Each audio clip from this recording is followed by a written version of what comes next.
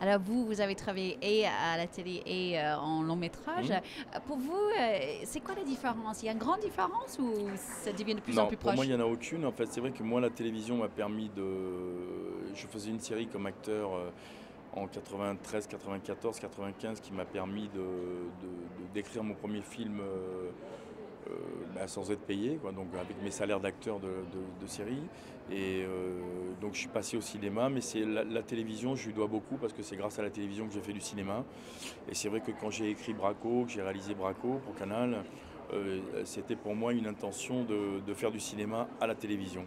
Donc ce qui s'est passé, Aux États-Unis, il y a de plus en plus d'acteurs de cinéma, entre guillemets, qui commencent à revenir vers le petit écran. ouais. On voit ce même mouvement en France ou est-ce que les acteurs français de cinéma snobent la télé encore un peu?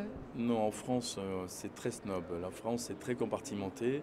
Il y a le théâtre privé, il y a le théâtre subventionné, il y a la télévision, il y a le cinéma. Et moi, j'ai la chance de traverser toutes ces cases parce que moi, je m'en fous. Comme je vous le dis, on fait, moi, j'essaie toujours de plaire à une seule personne, c'est le public. Donc, de faire des films pour le public. Quand je choisis de jouer au théâtre, c'est parce que je pense que les pièces sont populaires. Quand je fais une série, je pense elle va toucher les gens. Et quand je fais des films, j'essaie de faire plaisir au public. Et vous avez un point commun avec Ed Benero, qui est le monsieur qui avait fait Crossing Lines, le film qui était projeté hier. Ouais, Ça veut dire ouais, que tous les deux, vous êtes des anciens policiers. ouais. Qu'est-ce que vous avez appris de vos années en tant que policier qui vous sert aujourd'hui dans votre métier? Je pense que j'ai montré les flics peut-être comme on les montre pas tout le temps. C'est-à-dire, moi j'ai montré les flics alcooliques, désespérés. Et je pense que mes films, ils ont montré la part de féminité qu'il peut y avoir chez les hommes qui font ce métier. Voilà, c'est la part, l'hypersensibilité. Et vous travaillez de temps en temps avec votre femme, Oui. Catherine Marchal. Quels sont les côtés inconvénients et positifs de ça?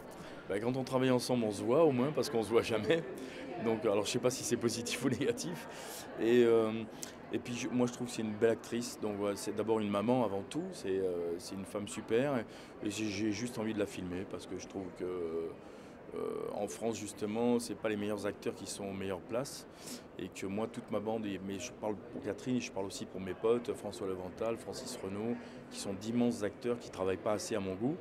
Et moi, si je peux leur permettre de travailler plus, eh ben, j'en suis très heureux parce qu'ils le méritent humainement. Et juste pour finir, quelle est votre actualité du moment ou dans le proche avenir?